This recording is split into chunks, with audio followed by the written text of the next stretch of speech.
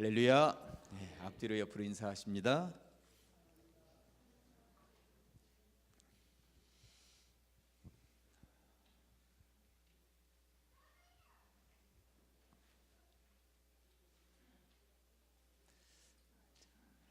제가 지난주 너무 반가우셔서 지금 제가 지난주 이제 수요일 저녁 마무리하면서 성경은 반지다. 근데 성경 가운데 로마서는 이 반지 모서리에 있는 다이아몬드다. 로마서는. 그런데 로마서 가운데서도 특별히 8장은 요 끝에 반짝반짝 빛나는 보석의 끄트머리 반짝반짝 빛나는 부분이 있다. 로마서 8장은. 그러다 보니까 성경이 다 불타서 없어진다 하더라도 로마서 8장 하나가 존재하고 있다면 구원받는 데는 전혀 문제없다. 이런 이야기를 한 신학자가 있습니다. 왜 그런지 오늘 로마서를 중심으로 해서 이야기를 좀 해보려고 하는데요. 지난주에 이제 이 성경 신약 성경 목록표를 나누어 드렸는데 가지고 오신 분들은 펼쳐 보이시고 혹시 안 가지고 오신 분들은 손을 들으시면 뒤에서 나눠 드릴 거예요. 여기 중간중간에 안 가지고 오신 분들은 뒤에서 나누어 드릴 것입니다. 오늘은 거기 6번 로마서부터 18번 빌레몬서까지 오른쪽에 보면 가로가 이렇게 가로를 채우도록 되어져 있는 부분이 있는데 가로를 어떻게 오늘 가로를 채우고 돌아가도록 하시겠습니다.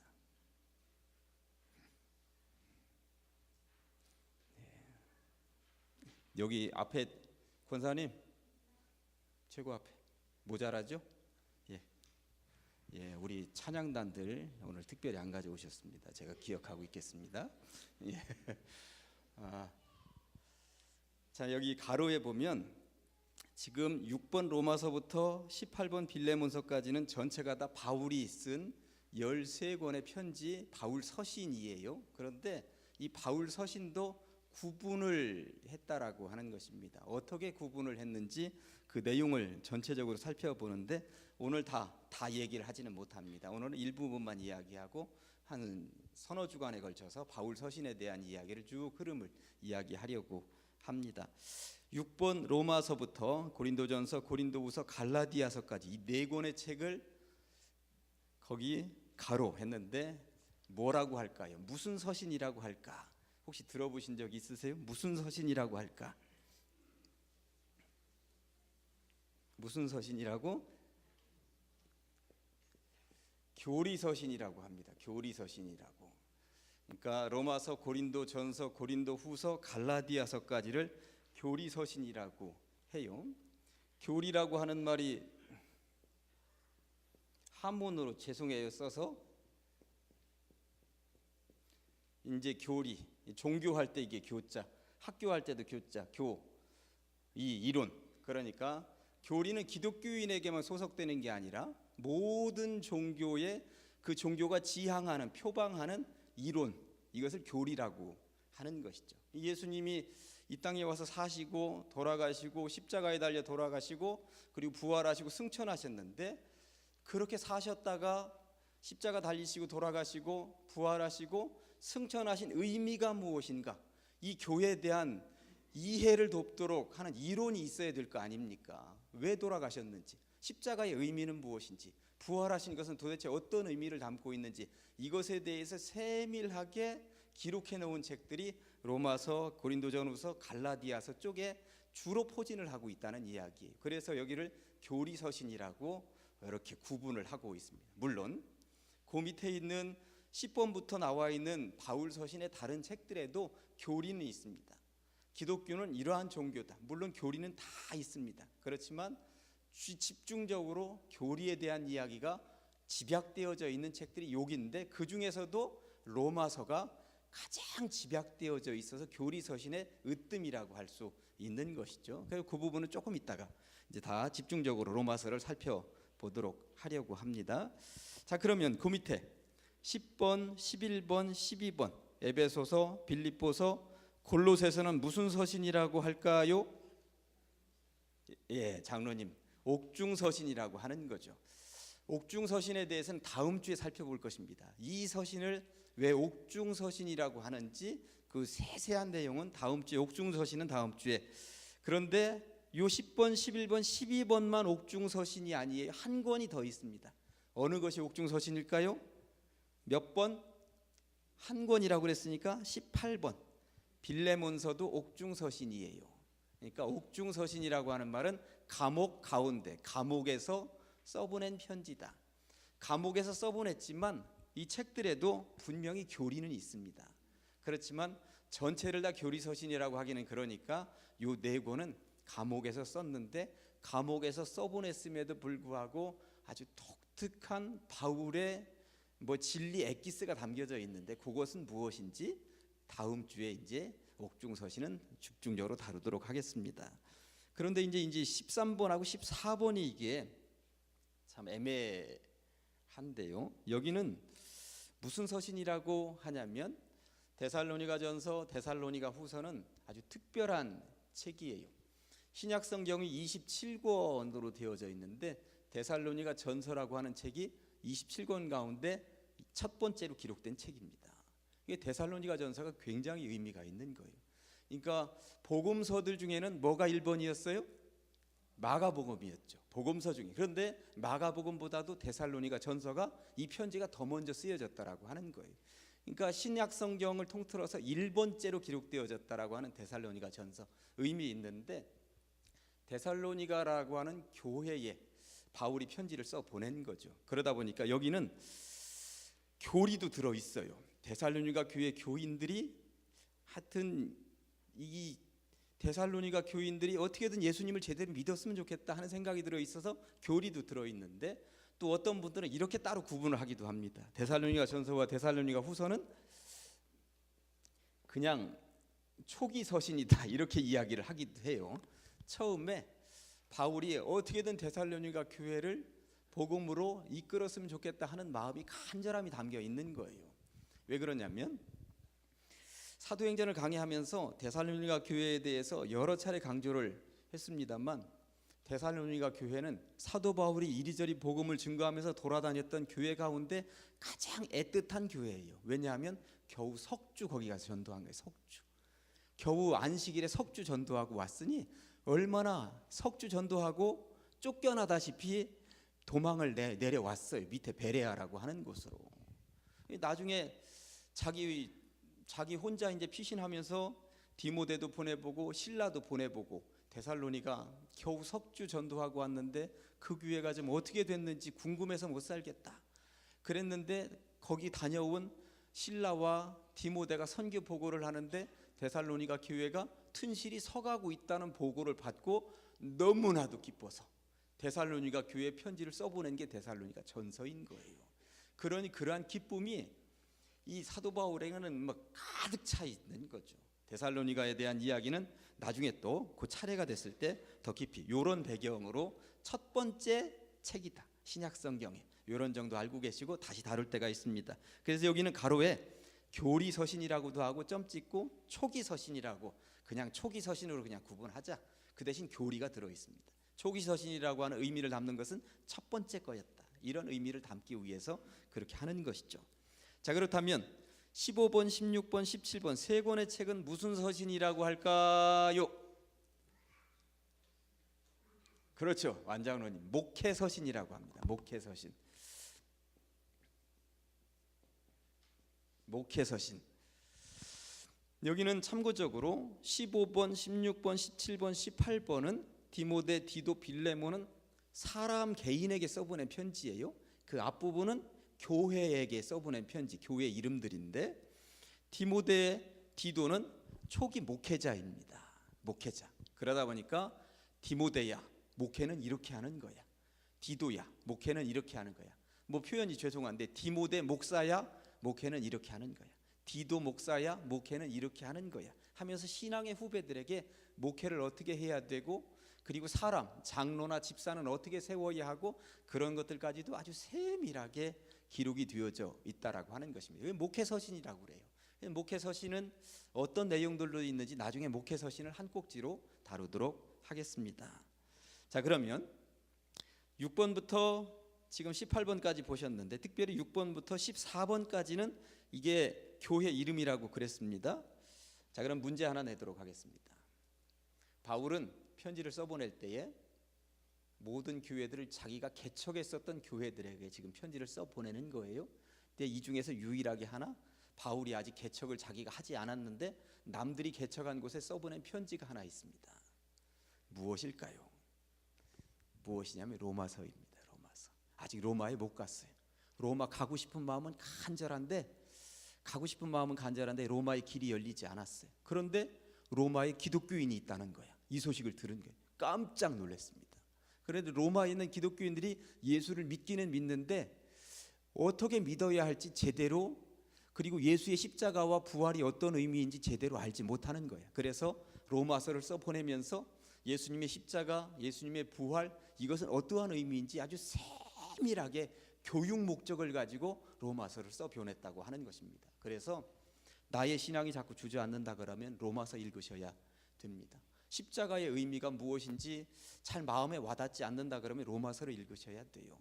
예수님이 왜 부활하셨는지, 부활의 의미가 무엇인지 로마서 읽으시면 되는 것이죠. 세례받는 것은 어떤 의미인지, 하여튼 예수님의 십자가와 부활에 대해서 이렇게 명쾌하게 써보낸 편지가 있을까 싶을 정도로 로마서는 대단한 책입니다. 그래서 로마서를 다이아몬드라고 얘기를 하는 거예요. 그래서 오늘 로마서를 잠깐 살펴보면서 교리라고 하는 것이 우리들에게 어떠한 의미로 다가오는지, 오늘 로마서를 다 할 수 있을런지 모르겠습니다. 사실 저도 이제 이리저리 다 마치고 나면 지금 로마서를 한번 강해를 한번 하려고 그래요. 로마서를 강해를 제대로 하고 나면 이 확신이 드는 거거든요. 그래서 로마서를 성경 맥잡기 이후에는 되도록이면 로마서를 한번 강해해야 되겠다 하면서 지금 준비를 좀 하고 있습니다. 대신 로마서는 어려워요. 굉장히 어렵게 써놓았습니다. 보면서 사도 바울이 당시에 참 대단한 인물이다 하는 것을 로마서를 읽으면서 알 수가 있는 것이죠. 오늘 그 맛배기로만 이런 흐름이다 하는 것만 알려드리도록 하겠습니다.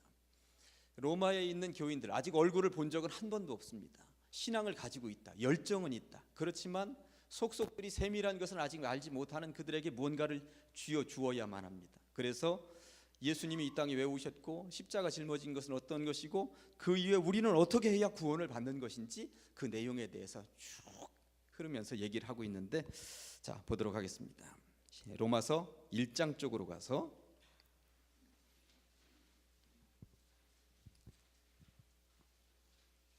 로마서 1장 16절과 17절을 보려고 합니다. 로마서 1장 16절과 17절, 이 부분은 루터가 종교개혁을 할 때 딱 이걸 가지고 종교개혁을 한 거예요. 그러니까 종교개혁, 우리는 종교개혁의 뒤를 따르는 개신교 교인들이잖아요. 그러니까 이 말씀이 얼마나 중요한 것인지를 알아야 됩니다. 로마서 1장 16절 17절 같이 한번 읽어보실까요? 시작. 내가 복음을 부끄러워하지 아니하노니 이 복음은 모든 믿는 자에게 구원을 주시는 하나님의 능력이 됨이라. 먼저는 유대인에게요 그리고 헬라인에게로다. 복음에는 하나님의 의가 나타나서 믿음으로 믿음에 이르게 하나니 기록된 바 오직 의인은 믿음으로 말미암아 살리라 함과 같으니라. 아멘.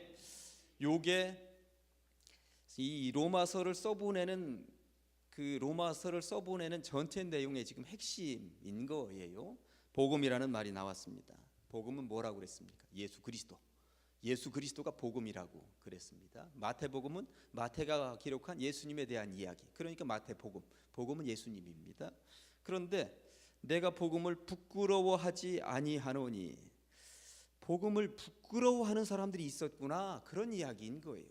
그런데 당시에 이 복음을 부끄러워하는 사람들이, 요즘 어떤 사람들은 이 성경책을 들고 다니는 것이 부끄러워서 가방 속에다 깊이 넣고 다니고 아니면 뒤로 숨기고 다니고, 그런 부끄러움 정도가 아니고 다른 부끄러움을 얘기하고 있는 거예요.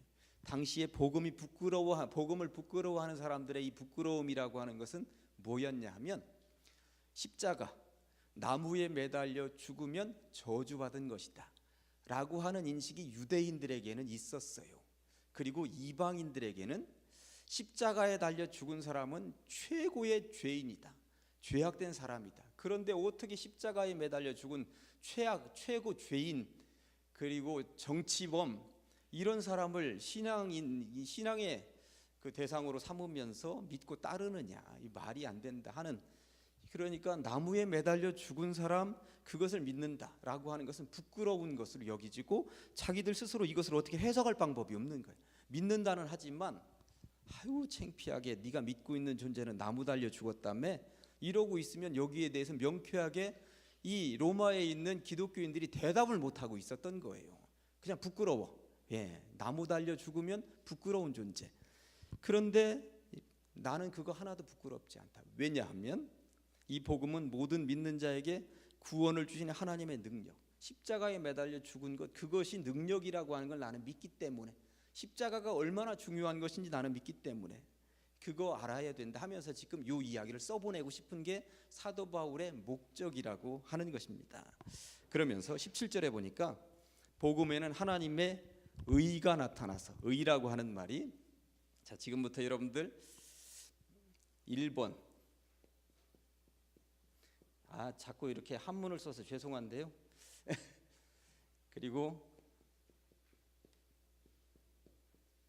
이건 무슨 의자예요? 뜻의. 이건 무슨 의? 오를의. 이거는 뜻의. 그렇죠? 여기 의자는 1번일까요? 2번일까요?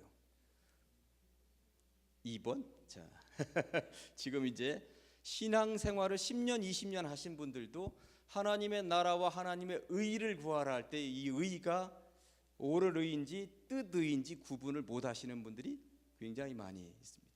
옳은 것이냐 하나님의 뜻이냐. 손을 들어보라고는 하지 않겠습니다. 그런데 1번입니다.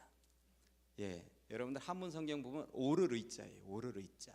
그러니까 여기 하나님의 나라와 하나님의 의를 구하라. 마태복음 6장 33절에 나와 있는 하나님의 나라와 하나님의 의를 구하라 할 때 하나님의 올바른 것을 구하라라고 하는 거예요. 하나님의 뜻이 아니라. 그 찬송가 516장에 보면 옳은 길 따르라 의의 길을. 그렇죠? 그게 옳은 길이나 의의 길이나 똑같은 이야기예요.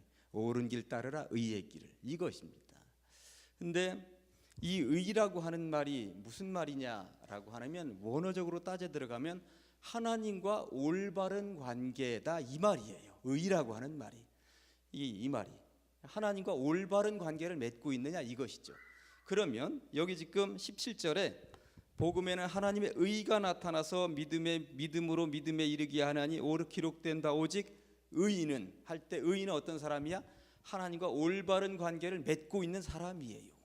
그러니까 이게 의인이라고 하는 거예요. 그러면 여러분들 가슴에다 손을 얹고 한번 생각해 보시는 거죠.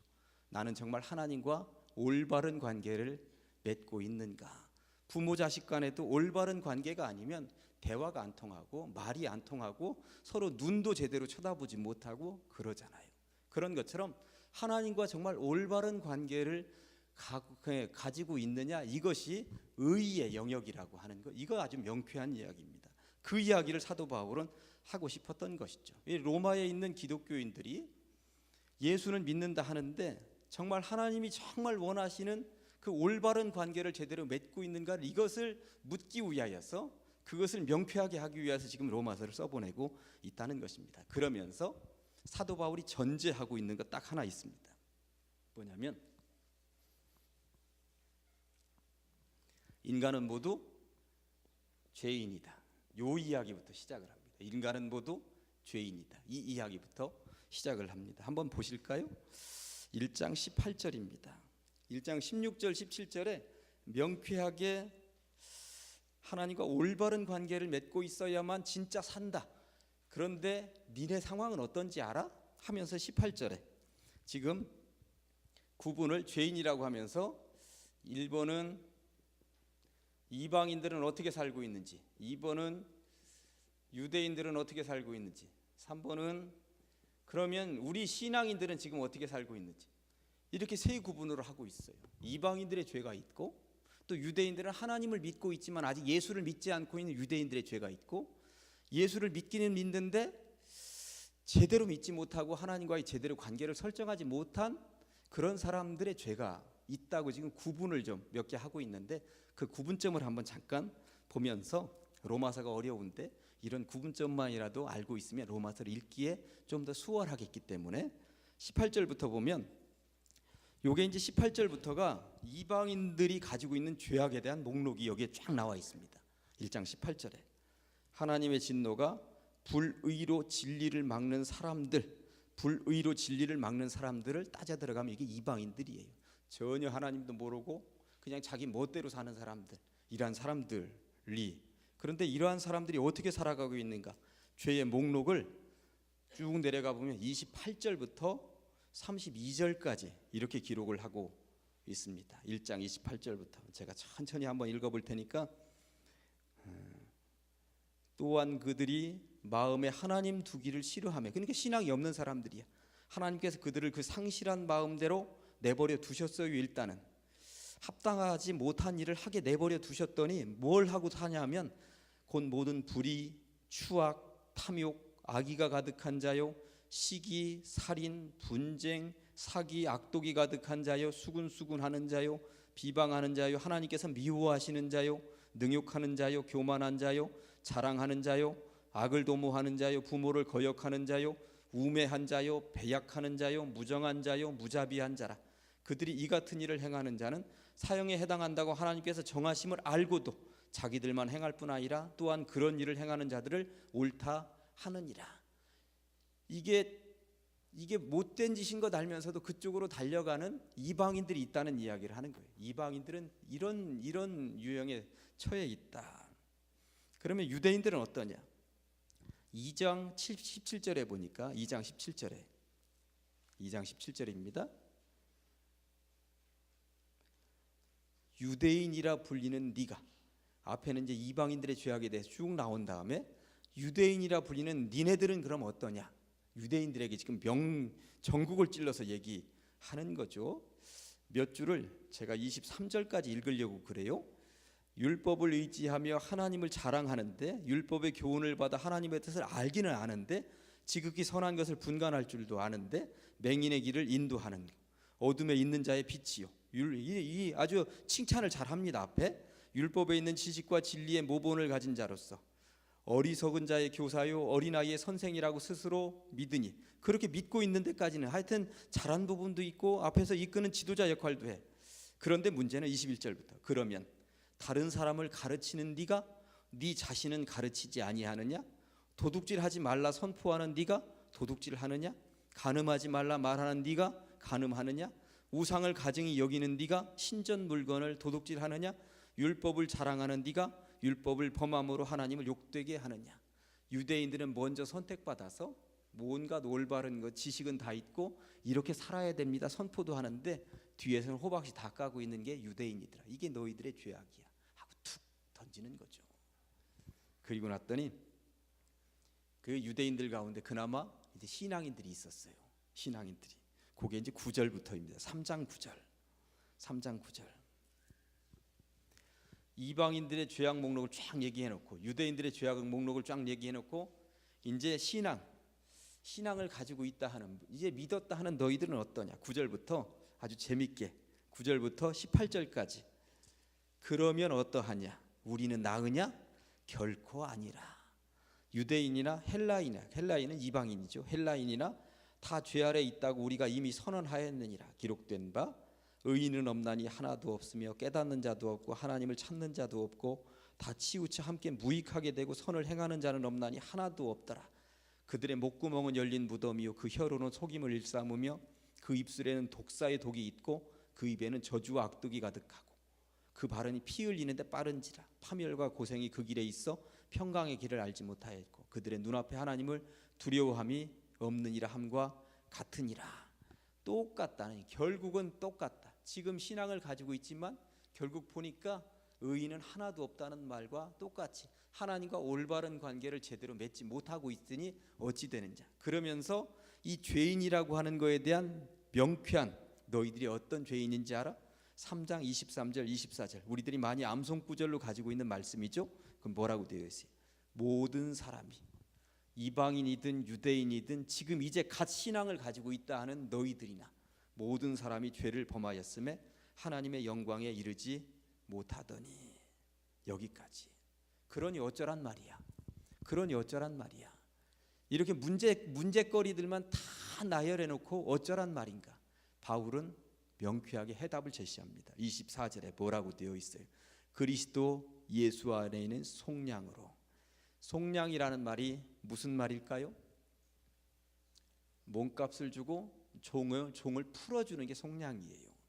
그러니까 예수님이 모든 사람들의 죄값을 주고 피 흘리심으로 모든 사람들의 죄악을 풀어준 것, 이게 속량이라고 하는 말이에요. 이게 속량이에요. 그러니까 이 조선시대 속량이라고 그러면 몸값을 주고 종의 신분을 다 사해서 제대로 된 신분으로, 평민의 신분으로 신분 회복을 시켜주는 것이 속량이라면, 여기 지금 예수 그리스도가 피를 흘리심으로 모든 사람들의 죄값을 갚아주고 사람들을 살아날 수 있도록 해주셨다. 이 속량으로. 그리스도 예수 안에 있는 속량으로 말미암아 하나님의 은혜로 값없이 의롭다. 어떻게? 하나님과 올바른 관계를 회복하도록 할 수 있도록 그렇게 해주셨다라고 하는 것. 그러니 예수 안에 우리가 있어야 하는 이유가 분명하지 않느냐, 이 이야기를 하는 것입니다. 그러면서 한 번 더 강조합니다. 7장으로 넘어가서 7장 21절에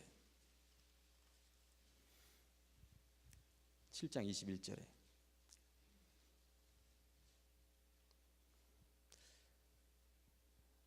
앞에도 이 국어에 대한 쭉 설명을 한 다음에 그러므로 내가 한 법을 깨달았노니 곧 선을 행하기 원하는 나에게 악이 함께 있는 것이로다. 내 속사람으로는 하나님의 법을 즐거워하는데 내 지체 속에서 한 다른 법이 내 마음의 법과 싸워 내 지체 속에 있는 죄의 법으로 나를 사로잡는 것을 보는도다. 그러면서 자기가 얼마나 자기도 힘들다는 거야. 오호라 나는 곤고한 사람이로다. 이 사망의 몸에서 누가 나를 건져낼 것인가. 나도 이렇게 힘든데 여러분들도 얼마나 힘이 듭니까? 이 사망의 늪에서 어떻게 빠져나올 수가 있겠습니까? 그러면서 해답을 딱 제시하는 게 25절인 거죠. 우리 주 예수 그리스도로 말미암아 하나님께 감사하리로다. 그런즉 내 자신이 마음으로는 하나님의 법을, 육신으로는 죄의 법을 섬겼는데 예수 그리스도를 통하여서 모든 문제가 해결될 수 있도록 해주었다 하면서 8장에서 이제 명쾌하게 전체적인 모든 구원의 역사에 대한 이야기를 하고 있으니 다이아몬드의 반짝반짝 빛나는 포인트라고 얘기를 하는 거예요. 그래서 제가 오늘 성경 본문으로 8장 1, 2절을 읽었던 것이죠. 그러니 어떻게 하면 좋겠느냐? 그러므로 이제 그리스도 예수 안에 있는 자에게는 결코 정죄함이 없나니. 이제까지 모든 사람이 다 죄를 범하여서 죄인이었지만 예수 그리스도 안에 있기만 하면 정죄함이 없나니. 이는 그리스도 예수 안에 있는 생명의 성령의 법이 죄와 사망의 법에서 너를 해방하였습니다. 모든 죄악으로부터 구원이라고 아주 명쾌하게, 그러니 예수를 믿어야 하는 것이라고, 이렇게 믿어야 하는 것이라고 바울이 로마 교회 성도들에게 편지를 써보내고 있다라고 하는 것입니다. 그러니 로마서를 읽어야 하는 이유는 충분한 것이고요. 로마서를 읽으면서 특별히 8장을 읽으면서 그 확신이 우리들 가운데 확 하고 다가와야 된다라고 하는 것이죠. 저는 이 로마서를 읽으면서 당시 로마 교회에 있었던 사람들이 앞에 부분에 1장, 2장 읽으면서 모두가 다 죄인이라고 하는 것 읽을 때 얼마나 마음이 뜨끔뜨끔했을까. 그러면서 사도 바울이 얘기한 것처럼 오호라 나는 곤고한 사람이로다. 이 사망의 늪에서 누가 나를 건져내랴. 이게 사도 바울 자기 고백이 있지만 그 사람들이 지금쯤은 내가 지금 모두가 다 죄인이라고 하는 이 편지를 읽으면서 로마 교회의 성도들이 오호라 나는 곤고한 사람이로다. 이 사망의 늪에서 그럼 나는 어쩌란 말이야 하고 통곡할 것이다라고 하는 이 지점쯤에서 사실 로마서를 읽다 보면 모든 성도들이 이 지점쯤에서 통곡해야 하는 상황이에요. 사실 죄인이구나. 우리가 다 죄인이구나. 하나님과 올바른 관계를 맺지 못하고 살고 있었구나. 그런데 죽을 수밖에 없는 죄인에게 예수 그리스도 이 귀한 선물이 다가왔구나 라고 하는 것을 여기서 지금 명쾌하게 받아들이게 된다라고 하는 이야기인 것입니다. 그러니 8장 31절부터 39절까지가 사실 이 성경의 포인트예요. 포인트. 31절부터 39절까지가 이게 승리의 찬가예요. 예수 그리스도를 통하여 구원받은 백성들이 이런 찬가를 부르는 거죠. 제가 읽어볼 테니까 그냥 읽어도 이해되실 것입니다. 그런즉 이 일에 대하여, 그러니까 예수님이 우리에게 구원으로 다가오신 이 일에 대하여 우리가 무슨 말 하리요? 만일 하나님이 우리를 위하시면 누가 우리를, 어떤 죄악이 우리를 대적하리요? 자기 아들을 아끼지 아니하시고 우리 모든 사람을 위하여 내주시니가 어찌 그 아들과 함께 모든 것을 우리에게 주시지 아니하겠느냐? 누가 능히 하나님께서 택하신 자들을 고발하리요? 의롭다 하신 이는 하나님이시니 누가 정죄하리요? 죽으실 뿐 아니라 다시 살아나신 이는 그리스도 예수시니 그는 하나님 우편에 계신 자요 우리를 위하여 간구하시는 자시니라. 누가 우리를 그리스도의 사랑에서 끊으리요? 환난이나 곤고나 박해나 기근이나 적신이나 위험이나 칼이랴. 기록된 바 우리가 종일 주를 위하여 죽임을 당하게 되며 도살당할 양같이 여김을 받았나이다 함과 같으니라. 그러나 이 모든 일에 우리를 사랑하시는 이로 말미암아 우리가 넉넉히 어떻게 이기느니라. 내가 확신하노니 사망이나 생명이나 천사들이나 권세자들이나 현재일이나 장래일이나 능력이나 높음이나 깊음이나 다른 어떤 피조물이라도 우리를 우리 주 그리스도 예수 안에 있는 하나님의 사랑에서 끊을 수 없으리라. 아멘. 우리들도 아멘 했지만 로마 교회 성도들도 이 편지를 읽으면서 지금 얼마나 막 가슴이 뜨거워지고 부풀어 오르면서 책을 읽으면서 아멘, 그렇구나. 우리가 죄인 되었을 때에 예수님 보내주셔서 예수님을 이렇게 믿고 우리가 승리하는 자, 이기는 자가 되게 하셨구나. 그 하나님의 사랑에서 누가 우리를 끊어낼 것인가. 이게 바로 하나님과의 올바른 관계이구나. 그것을 깨닫게 되었다라고 하는 것입니다. 그러니 로마서를 읽을 이유는 아주 충분합니다. 모든 죄의 문제를 해결하고 예수님을 만나게 해주는 책이 로마서이기 때문에 그렇다라고 하는 것이죠. 그러면 이 구원받은 백성들은 앞으로 어떻게 살아가야 하느냐? 그 이야기를 여기다 지금 써놓고 있어요. 사실 뭐 내용이 이리저리 신앙으로 살아야 됩니다, 그런 이야기들 써놨습니다만 12장 쪽에 가서 볼까요? 12장만 이제 이야기를 좀 하고 정리를 좀 한번 해보도록 하겠습니다. 죄인 되었는데 이 죄인이 예수님을 통하여서 속량받아서 구원의 백성이 되고 승리의 찬가를 부른 백성들은 앞으로 어떻게 살아라? 1절과 2절을 보니까 워낙 유명한 말이죠. 그러므로 형제들아 내가 하나님의 모든 자비하심으로 너희를 권하노니 너희 몸을 하나님이 기뻐하시는 거룩한 산제물로 드리라. 이는 너희가 드릴 영적 예배니라. 예배 드려야 된다는 얘기입니다. 예배. 주님 앞에 예배. 두 번째는 너희는 이 세대를 본받지 말고 오직 마음을 새롭게 함으로 변화를 받아 하나님의 선하시고 기뻐하시고 온전하신 뜻이 무엇인지 분별하도록 하면서 세상 사람들 속에서 어떻게 사랑으로 살아야 하는지에 대해 그 밑에 9절부터 21절까지 쭉 써 있습니다. 여기는 워낙 쉬우니까 제가 세상 속에서 어떻게 살아야 되는지는 제가 빠르게 한번 읽겠습니다. 9절부터 21절까지. 사랑에는 거짓이 없나니 악을 미워하고 선에 속하라. 형제를 사랑하여 서로 우애하고 존경하기를 서로 먼저 하며 부지런하여 게으르지 말고 열심을 품고 주를 섬기라. 소망 중에 즐거워하며 환난 중에 참으며 기도에 항상 힘쓰며 성도에 쓸 것을 공급하며 손대접하기를 힘쓰라. 너희를 박해하는 자를 축복하고 저주하지 말라. 즐거워하는 자들과 함께 즐거워하고 우는 자들과 함께 울라. 서로 마음을 같이 하며 높은 데 마음을 두지 말고 도리어 낮은 데 처하며 스스로 지혜 있는 채 하지 말라. 아무에게도 악을 악으로 갚지 말고 모든 사람 앞에서 선한 일을 도모하라. 할 수 있거든 너희로서는 모든 사람과 더불어 화목하라. 내 사랑하는 자들아 너희가 친히 원수를 갚지 말고 하나님의 진노하심에 맡기라. 기록되었을 때 원수 갚는 것이 내게 있으니 내가 갚으리라고 주께서 말씀하시니라. 네 원수가 줄이거든 먹이고 목마르거든 마시게 하라. 그리함으로 네가 숯불을 그 머리에 쌓아 놓으리라. 악에게 치지 말고 선으로 악을 이겨라. 이게 바로 구원받은 백성이 세상 속에서 살아가는 방법이다. 그러니 이렇게 살아야 된다. 이렇게 살아야 된다 하면서 바울이 지금 성도들에게 세상 속에서 삶에 대해서 말씀하고 있다는 이야기인 것입니다. 저는 이 중에서 제가 설교 시간에 가끔 한 번씩 언급했었던 내용이 20절이잖아요. 20절 네 원수가 줄이거든 먹이고 목마르거든 마시게 하라. 이건 이해가 되는데 그리함으로 네가 숯불을 그 머리에 쌓아 놓으리라. 숯불을 그 머리에 쌓아 놓으리라. 이 말이 무슨 말이에요? 숯불을 이 머리다 올려놓으면 더워서 죽죠. 뜨거워서. 숯불을 이 머리 위에 가까이 놓는 것 같은 그러한 효과를 발휘한다는 이야기. 그 사람 얼굴에다가 숯불을 가까이 놓으면 얼굴이 화끈거리는 거, 이 얘기인 거예요. 그 원수의 얼굴이 화끈거리도록 만들어 주어라. 그게 20절인 거예요. 네 원수가 줄이거든 먹이고 목마르거든 마시게 하면 그 원수가 기독교인들의 반응을 보면서 얼굴이 화끈거려서 부끄러워할 것이 아니냐, 그 이야기를 하고 있는 거예요. 숯불을 가까이다 얼굴을 대는 것, 이런 형태다라고 하는 것입니다. 로마서는 제가 성경 맥잡기 몇 개월에 걸쳐서 한 이후에 로마서 강해 한번 하면서 더 명쾌하게 로마서를 다루고 우리의 신앙을 더욱더 공고히 해보도록 하겠습니다. 교리서신 쪽을 다 다루지는 못하고요.